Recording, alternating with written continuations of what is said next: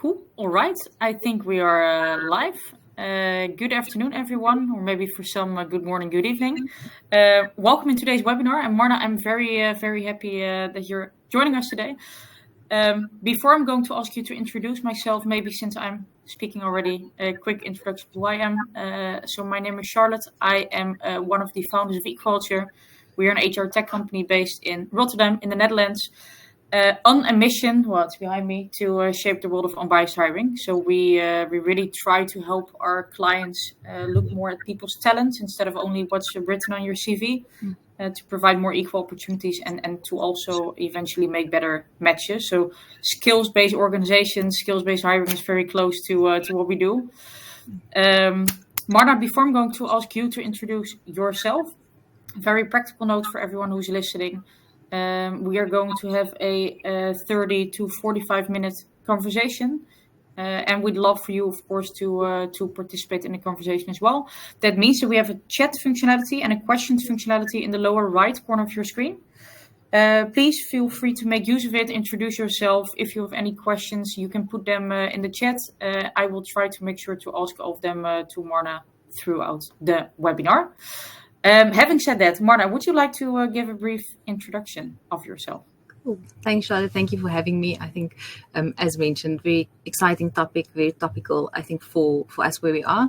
I'm from the Academy to Innovate HR, so we live in the HR universe, and that is what we focus on. So we are focused on upskilling HR professionals around the world. So we are in 110 countries with the sole mission of helping HR professionals be ready for the future of work, which involves skills-based organizations as well. I'm a subject matter expert, so the role that I play is in some of our original research and some of our content development for various applications through courses. You might have seen some of our blogs, and then also getting involved in our own community of members and making sure that we take our content back there. So I get to do a lot of the research and then make it distillable for our members in various shapes and formats. Cool. Thanks so much. And well, we of course spoke briefly already before we pressed the start button of today's webinar, and we also said to each other, like, skill-based organizations is a topic that I think you hear very often nowadays. You read a lot on LinkedIn, on expert websites, but still it's a relatively vague topic, I think, for most people. We all speak about it, but how to actually get started with it. So I really hope that today, for those who are listening in, we can make it a little bit more tangible than what you start with today. Maybe just as a starter, Marna, how would you describe a skills-based organization? What is that in your opinion?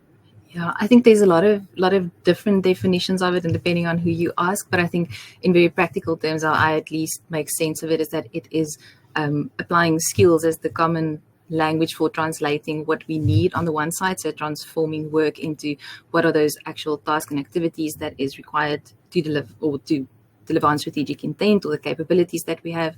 And then in the same way, it also deconstruct work into skills to look at what skills are actually needed to perform the work, and that we look at people through the lens of that, because that's what they bring to the table as well. So I think in my mind that at least is the common language that is adopted by the business. And I say that it's a language because I think it's more than just an approach or a practice or a process. It really has to be infused in a lot of different layers within the organization, which is, I think, part of what makes it quite difficult to operationalize it.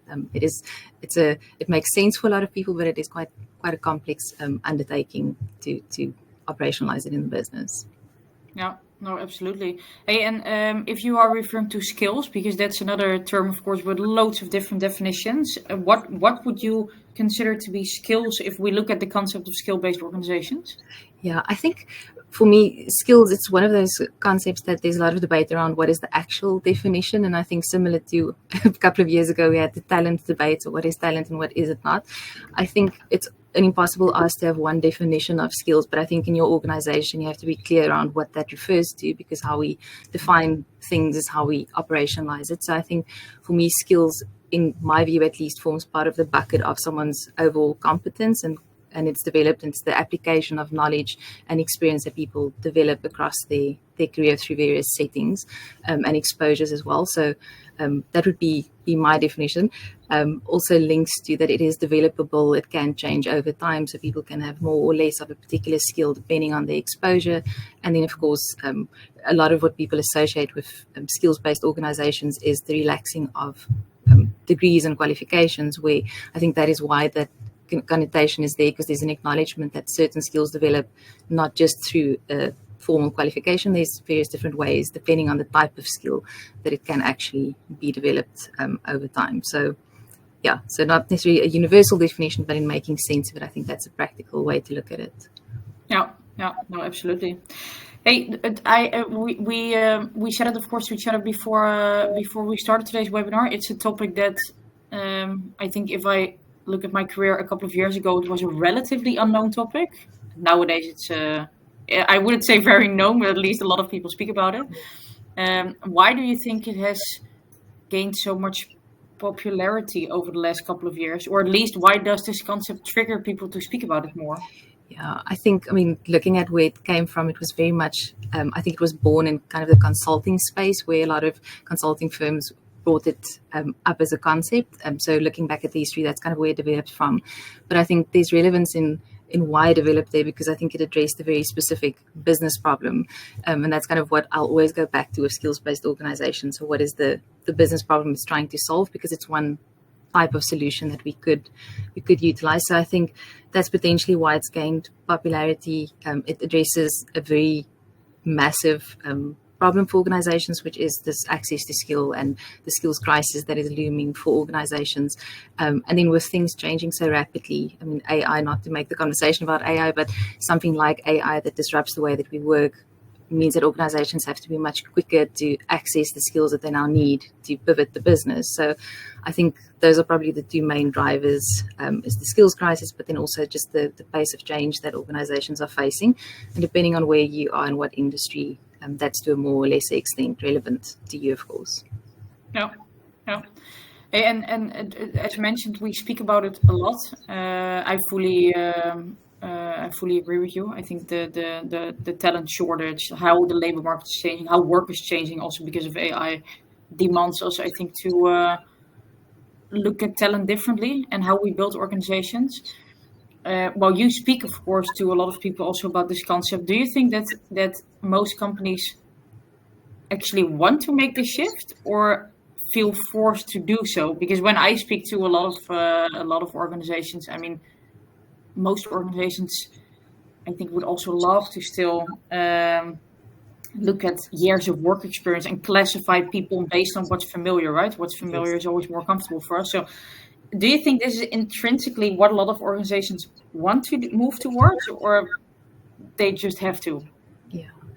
I think a lot of organizations start experimenting with it because it is top of mind and it seems like the thing that organizations are doing. I think where it sticks is where it actually addresses the business need that organizations have, because I don't think skills-based organizations is for every company in every setting. I think there's places where it's not appropriate and places where it's much more appropriate and has a lot of potential. So I think it is a little bit against our fiber and how we do things, because apart from the integration that it requires across practices, it also means that we have to be very clear on the data and the technology that we have in place. And there's a lot of foundational work that needs to be done. And then there's the leadership, culture, enablers that also have to be in place, because it is a different way of looking at work and the workforce. So I think it's a bit of a daunting undertaking. So I don't think it's something that people would naturally gravitate to as something that sounds fun to do, but I think a lot of people see the benefits of it in various pockets. There's good success stories and then some not so great stories about how it's been applied. But yeah, I think it's very tempting to stick to what we know. Yeah, and I agree. It also feels it feels, I think, as a very, very big change for organizations, especially, of course, the larger ones, which of course, also has an impact on the motivation to be willing to change.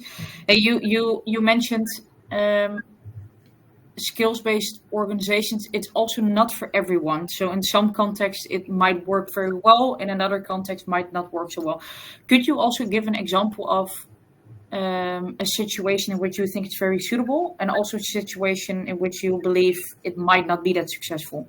Yeah, I think when you look at kind of the research on it, and it's a little bit case study based, so we understand very particular context, but I think there's still a lot we can learn from those.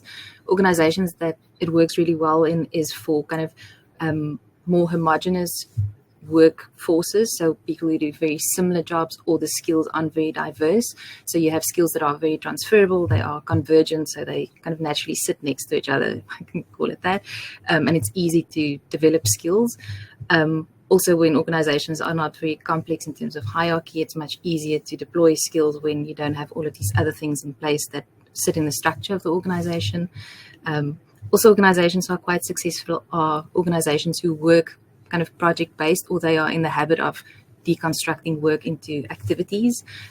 So a lot of like marketing agencies, that works really well. A lot of technology companies get it right as well. And then I think organizations who value diversity and inclusion, I think we see, and it's one of the unintended consequences of these organizations, but organizations who do skills-based practices really well are also viewed as very inclusive and truly diverse organizations. And you can argue, is it kind of chicken and egg situation, who came first? But there's something around inclusivity that's linked to skills-based organizations where you actually value that people bring different things, and we just have to find a way to tap into that for the organization. So those are from like the good use cases that I can highlight. Also, organizations who start where they have their biggest pain points and then over time go into different parts of the business. So a lot of organizations would start with a particular skill set or a particular function that they really struggle with, and then take the successes from there and trickle it into the organization where it makes sense. So it's not necessarily let's overhaul the entire organization with this new approach. It might not be fit for purpose. It does more damage than it does good in kind of the big bang approach. Yeah. I think those are some of the from good success stories that I can highlight. Yeah. Hey, and to make it very practical for people, let's say that I would like a part of my organization to move towards a skill-based organization. What does that mean for you? Or maybe it's both. Does that mean that I still have the concept of a job, but a job is defined by skills instead of you need to have X amount years of work experience, educational background, etc.? Or do you believe that it also means that you should slowly move away from the concept of a job and move more towards there's different projects, there's people with skill sets, and we mix and match people based on their skill sets? Or could it be both for you? Yeah, I think in my mind it can be both, and it depends on to what extent you pixelate work. I love the concept of pixelation, which isn't my concept. I think Josh Burson coined it at some point, but because when you think of pixels, it's the smallest part of a picture, and you can reconstruct it in a way to create a different picture. So I think as a person, a job still makes sense to attach meaning to what you are doing. So how that is described can be through skills, but it can also, I think it's important for people to still know in what way they contribute, and having a job or a cluster of activities makes sense. So even people who work very much gig work, they still will refer to the kind of job as an overarching term for them to attach meaning to. So I think it depends on the type of work and to what extent it can be broken down. But I think there's a bit of both that it could take shape into. Yeah. Hey, and you mentioned a couple of minutes earlier, which I think was a very nice summary of what you need. So let's say moving towards the more practical part. Okay, how do I then start in probably a very small controlled environment? I fully agree that never do this company-wide at once, but start small. You mentioned three things. You mentioned data, technology, and culture should have a very solid foundation in order to make this work, or at least make this start. Yeah.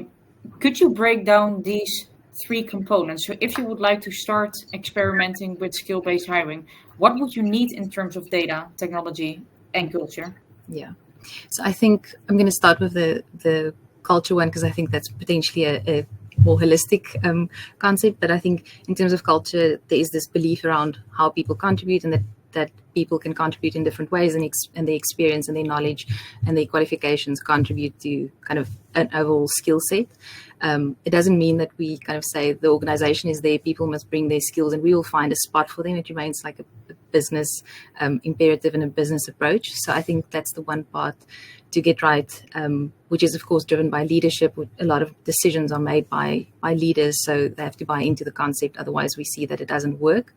So I think it's that true belief in that we can do things in a different way.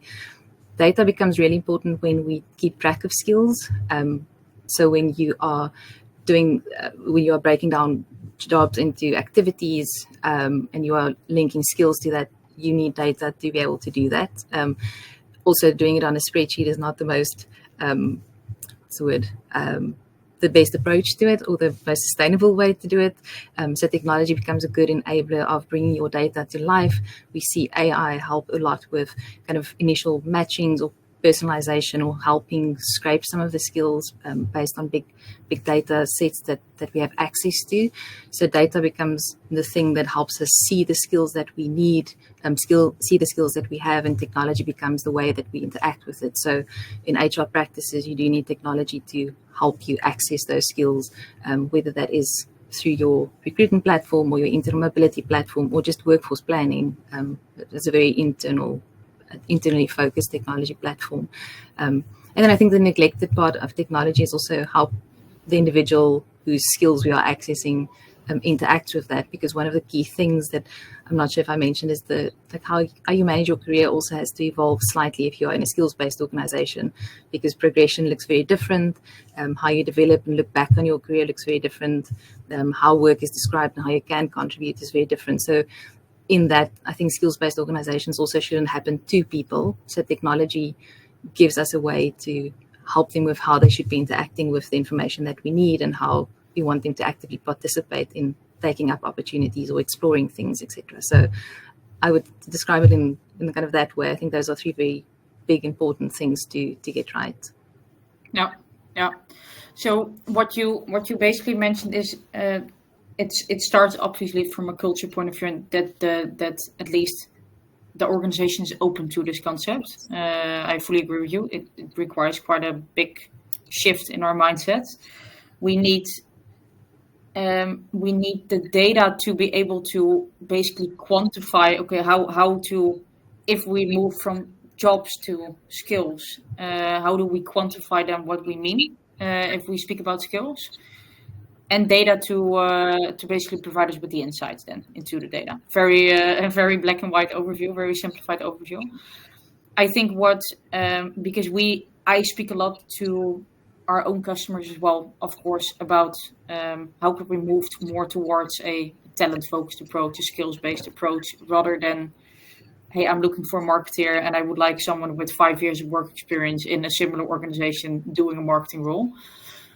But then the main question that I always get back from our clients is, okay, that sounds nice, but how are we going to start with that? How will we find out, okay, if we look at our marketing team and our finance team and maybe our customer success team, how are we going to quantify that in terms of skills? What is your advice in order to do that? How can you reveal what kind of skills contribute to success in specific activities then, let's say, because the concept of jobs should then become a little bit less, of course. But...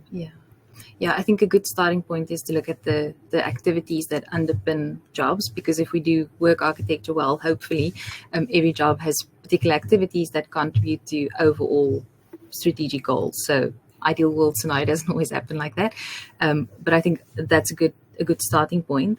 I think an overlooked and a bit of a painful exercise is also developing like a skills taxonomy, a skills ontology, but one common language within the organization that makes sense. So once we have the activities that underpin jobs, we can look at what are the things that you need to be able to do in order to deliver on those activities. And I think that's much easier to do in a weird way than talking kind of at high level jobs versus then qualifications, because you break it down very specifically. You can see where there are gaps and how to bridge those as well. But I think that middle piece around just having one common language and one dictionary, for lack of a better word, that helps to see how skills are connected, what skills are required within the organization. That becomes kind of the basis for then finding people, whether that's internal or externally, against the same set of criteria that is linked to the activities of the jobs. Yeah. And how would you then validate if those skills are actually correct? Because I think that's something that we also experience a lot. So what we do with our clients is if they decide to become a customer and they would like to use us, for example, for a specific team, then what we always do first is we let their existing team complete our game-based assessments to basically see, okay, which competencies drive performance in certain environments. And what we also often see then, and we focus more, of course, on the soft skill side. So the hard skill side might be a bit more easier to quantify than the soft skill part. But what we also see often is that there's quite a big gap between what the organization perceived as important skills for certain activities and the reality. So how would you advise to basically bridge that gap between perception and reality when we link skills to activities? Yeah, I think in a way, like what you mentioned, that technical skills are much easier to do. So if I am responsible for delivering X activity, there's a particular technical skill that I need, whether that is I need to be able to do some sort of calculation or use a specific technology or platform. So I think that part is a little bit easier to do.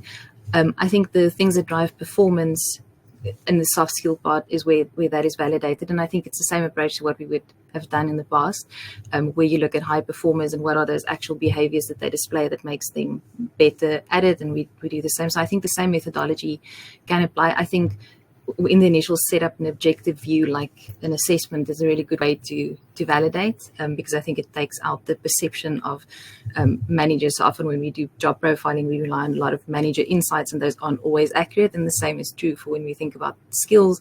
There's a lot of biases that creep in. So I think the objective measurement part is good. And I also think using technology, and I keep going back to AI, but there's really good technology platforms out there that help with that, because there's a lot of data available on what makes people successful in particular roles. So I think over time also using technology to define what good looks like really goes a long way in getting rid of some of the subjectivity. Yeah. So I think it also links back, Dan, hopefully to your question, because Dan asked what skills data do you collect and use? So where and how do you select them? So basically, if I would summarize your answer, if we break it down, I think into 3 parts. I think it starts with thinking yourself about, okay, a job is structured in, let's say, 3 different activities. What do we believe are the skills per activity? Could be both soft and hard skills. Then look at external data sources as well. You're fully right. There are a lot of databases out there which at least show like the most common skills for certain activities. And then as a last point, you mentioned try to benchmark it in your specific organization as well to reveal what behaviors, for example, do top performers show that we don't see for the rest of the team. I hope, Dan, that answered your question. Marna, anything that I forgot in this summary? No. I think those are the places where I would start.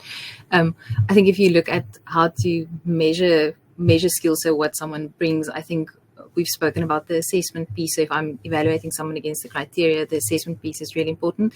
We can also infer skills. So if we know a skill develops through experience, mostly we can kind of infer certain skills from that angle. And then, of course, qualifications. If I do a qualification, I develop a certain skill set. So there's also the inferring. I also don't think you need to measure every single skill, but from a practical point of view, there are some skills that are better measured, and some of them can be inferred through experience and qualifications as well. Yeah, cool. All right. Hey, what I would like to do for and I think, Marima, with that, we are also going to touch on your question for the remaining time that we have, is look at the impact that implementing a skill-based organization would have on hiring, onboarding, and training / promoting, because it does touch upon all those different elements, of course. Maybe to start with at the beginning, so the hiring part, what do you think has to practically change in the way we hire people if you would like to build a skills-based organization?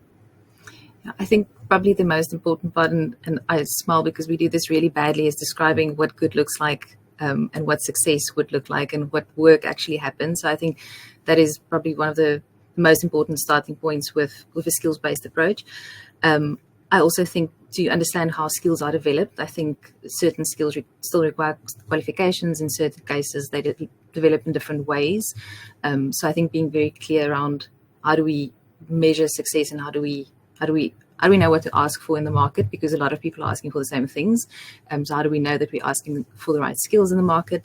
I also think if we, it taps a little bit into how you then onboard people and their development, but I think also to make that link that if you apply a specific philosophy, so say for example the relaxing of qualifications as an entry requirement, yes, you will get access to a lot more people, but you also have to set them up for success. So thinking about the recruitment process once someone then starts with the skill set that you've appointed them for as a minimum requirement, what does that look like beyond just bringing them into the organization? I think in hiring, it's also then tapping into your internal skills pools. I think what skills-based organizations allows you to do is see what you have internally. It doesn't mean that you take people and just deploy them, but you do have a new kind of open pool of people that you perhaps didn't know that you have. And then similarly, externally, I think it also opens up different kind of untapped talent pools, but that again requires a little bit of a change in how we then adjust our practices to allow entry into the organization. And you can't kind of have the same practices with a different philosophy. They have to go hand in hand and adjust accordingly. So long answer to your question, but I think there's a component around how do we define work, how do we think about different talent pools, and then what do we adjust in the actual process of selecting people into the organization to now accommodate these new talent pools that we have access to. Yeah. Hey, and doesn't that no, let's rephrase. I could imagine that someone would think if we would do that, then it basically means that for all the skills that we've defined for a particular role or set of activities that we are looking for, we should be able to test that for people. I think now the safety, at least that hiring managers feel they have, which we know, of course, is probably oftentimes more wrong than right, but is make the assumption, okay, someone has 5 years of marketing experience at company XYZ, probably they are capable of that. So they move into the job application procedure with certain assumptions. But if you would have to dive into all those skills specifically, there could also be a situation in which you have to assess a lot of different technical skills, soft skills, etc. So how do you prevent the application procedure from not becoming very long then and tedious in that sense, because you need to unpack all those different skills? Yeah.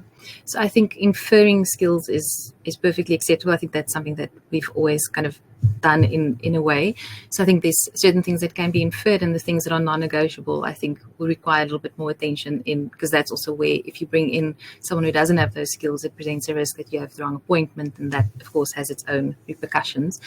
So I would prioritize what are the things that are non-negotiable and focus the energy in the selection process just on verifying those skills in various different ways, and not necessarily making a long list of a wish list of all of the things that someone should have. What are those things that are non-negotiable that presents the biggest risk if we don't have it, and focus energy on that in the process. Yeah, and I think that ties in very well into a question from Dan, which I'm going to ask you. How do you eliminate the years of experience in skills? Because for me, the number of years do not necessarily add a lot of value. I think it's more interesting what someone can do with these skills. Yeah, I agree. I think the number of years that you've worked in any setting doesn't necessarily equate to skills. I do think it tells us something about someone's exposure. So I think it is then part of your recruitment process is kind of teasing that out. So what is it translated in? But the assumption would be that your experience, if you've participated actively in those experiences, that it's developed something in you. But I wouldn't equate more years of experience to higher level of skill. I think that's a wrong assumption. So that's my short answer. I agree with you, but I think it is teasing that out in the selection process. Through assessment or some other objective means. Yeah. Hey, and if we then jump to because I think onboarding is also a complex topic, but might feel a little bit more straightforward to people compared to talent management, talent development, promoting. How does that work in your opinion in the skills-based organization? Because the very traditional organization, as most of us know them, is you start in a role, you become a junior, you can go to a media, senior. There's specific milestones linked to that, and probably courses you can do to reach that point. What is your vision on talent management, but also promoting people in a skill-based organization? How should that work? Yeah, I think that's probably one of the more complex ones, because what does that look like if it's not the traditional way that we promote people in terms of hierarchy in the organization that dictates how they move? A lot of organizations would expand people's scope of their role. So in some cases, they would start mentoring others, or they take more of a thought, especially in the more specialist areas, they will play more of a thought leader role to the team instead of kind of the operational delivery of it. I think in a lot of organizations, they also incentivize your skill development through various ways. So if it is kind of a promotion in terms of monetary, like increasing your salary or getting certain benefits, if you do develop the skill sets that help the organization move forward. So I think it requires a little bit of a different way in how do we define what progression looks like. And that means that as an individual, I also have to participate in my career in a different way. I think if you have misaligned expectations, you bring someone on board and they expect that a promotion would be I move through the ranks, then that will potentially be a mismatch of expectations. But I think that's where the talent management integration piece is really important, to make sure that practices are aligned and you don't just appoint people through a skills-based approach, but how do you develop them? How do you incentivize them? How do you manage performance in a way that makes sense for the person that's going to experience that in the organization? Yeah. And I think what ties into that, because Marima asked this a couple of minutes ago, like how can you basically determine which skills people in your team have? So let's say that someone might mention, I'm a very great designer, but it turns out you're not. I think that ties into as well performance management. What do you think is needed in order for, or maybe it's already there? Because if we would move to this approach, and it would mean that managers should be very capable of assessing those skills as well in their team and the progression that you make. That's, I think, again, for technical skills, a little bit easier than maybe for soft skill. But how doable do you think it is that managers can fully base performance on skills, which in an ideal world should happen, of course, in any organization, but I think in practice that's very different now. Yeah, I think this is my personal view. I still think performance management is output driven. So the assumption of that is if I have a particular skill set, I should be performing the activity better, or if I have the right motivation, etc. But I think for me, performance management is still kind of output driven, and through that you could identify skills gaps if someone is not meeting performance standards. But I would not equate someone having a skill to them actually contributing. I would still look at performance and output. And I think in a weird way, breaking work down into activities makes performance management for line managers much more objective and easier to manage than kind of having broad conversations at once a year intervals. So I think in a weird way it supports performance management, but I still think performance management will remain output based, and how are your skills translating into value for the business. Yeah. So what you basically say is instead of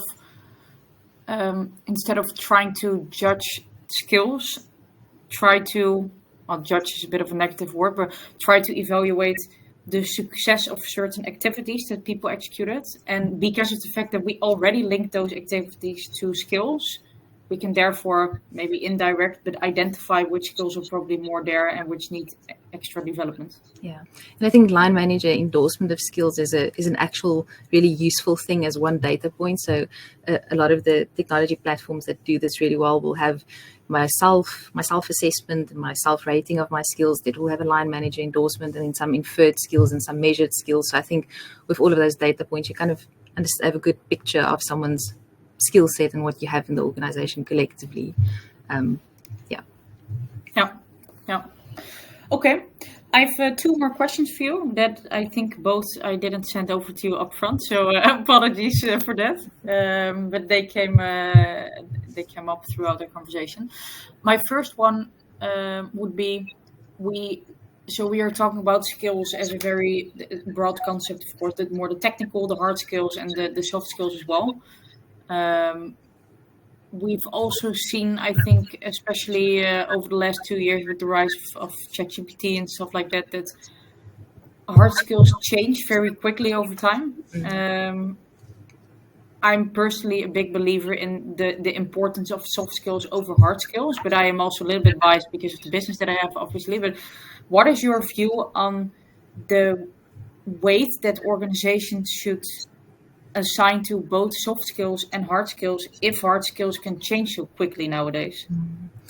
Yeah, I think for me, like, technical skills show you that someone can do it. So it's very much show me and I can kind of judge if you can do it. But I think that in itself does not lead to performance. So if what you are trying to unlock is someone's ability to contribute, I do think soft skills help enable that. So if we think of, and I mean, in our world, we think about HR professionals. So I'm going to use the example here, but for us, HR professionals, as an example, have to be able to analyze and understand data. But if you're not able to execute on that or have credibility in the business, then that doesn't really help you. So I think there's a combination of technical skill and proficiency that, of course, helps you manage the tools and platforms that you have to have access to. But then I think there's something around soft skills that enables performance that we shouldn't overlook. And I think a lot more technical or hard skills are becoming transferable skills. So if we think of like data and digital, they're actually now becoming transferable skills, where in the past it was like, if I don't work in data analytics or I'm not a tech person, I don't actually need those skills, and they are becoming part of kind of the transferable but transferable skills that people have and can take across different industries and contexts. Yeah, no, definitely. Hey, and my last question, because let's see, by the way, if I missed any questions in the questions tab. No, but if people do have any questions, then this is the time to still put them in the questions tab. I think one of the huge benefits of skill-based organizations, and I think it also ties in a little bit into the reason why we started caring about it in the first place, because of the shortage of talent and the changing skills. But I think one of the issues that it could resolve is because of the fact that we now link people only to their existing roles. Maybe if someone is productive for 80% of their time and 20% is not that productive, if you would have a skill-based organization, then you would probably identify, hey, the person who's now my marketing team could actually be very valuable for a project that I have in my data team to work on. Do you believe that if an organization would nail the concept of skills-based approach, that could lead to fewer jobs because we allocate our resources and skills properly? I mean, it depends on how you've set up jobs. I think there's a reality where some jobs are definitely inflated, and if you start breaking it down, you don't need a full-time individual sitting in that job. So I think where there's already inefficiencies within the organization, I think it will highlight those by the nature of unboxing things. I don't think in itself it presents a threat to jobs. I think it provides a lot of opportunity, because in some cases you might have more people participating in work in not a full-time capacity, which is also a little bit more aligned to how people are choosing to engage with work at the moment, and we see those trends in kind of the career research as well. So I don't think it poses a threat to jobs. I definitely think it will expose kind of the bloated jobs or jobs that exist that no one knows why it's there. And I think in a way there's also a lot of opportunity to have more people actively participate in work. But that's maybe my optimistic glass half full answer. No, but I think you're fully, and I also didn't mean it as sort of a threat to work, but I think there's a lot of untapped talent and skill sets that we have in loads of organizations. If we would be able to see that, I think we could be much more creative with the workforce that we have already. Hey, the last question from Marina is, do you have any tech systems or resources that you would recommend to support the process of implementing a skills-based organization? I think I would never advocate for a vendor-led approach, but there's a couple of really good vendors that started before skills-based organizations were a thing. I think they've kind of nailed the understanding of how workforce planning, work architecture, understanding skills and then how people interact with that. And usually it comes from kind of the internal mobility platform. So there's definitely good vendors out there that base their products on good science. I think there's a couple of good players. I would look at the extent of which they are able to integrate into the fuller employee life cycle and not just one part of the process, because I think that just makes your job much easier to implement. And then, of course, it has to kind of be AI driven. Most of these kind of platforms at the moment are AI powered, which I think just makes it much easier to infer skills, do the matching, etc. Yeah, cool. All right. And then my last question for you, are there any last tips that you have for people? Are there any topics that we didn't touch upon in the last 40 minutes now, which you think might still be valuable to share with the audience? Yeah, I think, I mean, maybe the two things that I'll share is the one is to not underestimate the importance of having a solid business case. I think a lot of organizations where skills-based approaches fail or are perceived to have failed is because they didn't define what it is supposed to do. It's not just something that you implement. So I think to not underestimate the business case and to be clear that it's one way to solve a business problem. And then I think the other is to also challenge a little bit of the status quo. I think we talk a lot about kind of creating equitable opportunities for people, but I think this is one of the most tangible ways that we can actually do it. So I think if you really think that it will add value, to also be courageous and challenge a bit of the status quo to make it happen if that is fit for purpose for your organization. But I really think that as HR professionals broadly, this is a real opportunity to make systemic changes in the way that we bring people into the workforce as well, apart from, of course, the business benefits of it. Yeah, I believe that the combination of both I really liked what you say, by the way, that just don't just do it because everyone else is trying to do it, but do it because it serves a specific goal for you. But definitely, I think the ethical part of it, finally starting to really look at who people are beyond what's written on their resume, I think is also the soft side of it. I think that's a very important part as well. Thanks so much, Marna, for joining us today. I learned a lot. I think even I'm in this space, but also for me, it's still quite a complex topic. But I think you unpacked it in a very nice way. So thanks so much for all your expertise and answering all of my questions, and from the audience, of course. If you do have any questions, people in the audience, for Marna, I think people can definitely add you on LinkedIn and maybe also follow up questions. So please feel free to do that. We will also make sure to send out a recap of today's session. And we obviously hope to see you back in one of our next webinars. And for now, Marna, thanks so much again for joining us today. And I hope you also enjoyed the conversation. Yeah, thank you for having me. 40 minutes flew by. So thank you for the good conversation. Cool. Thanks so much. Have a great day, everyone. Have a good one. Ciao.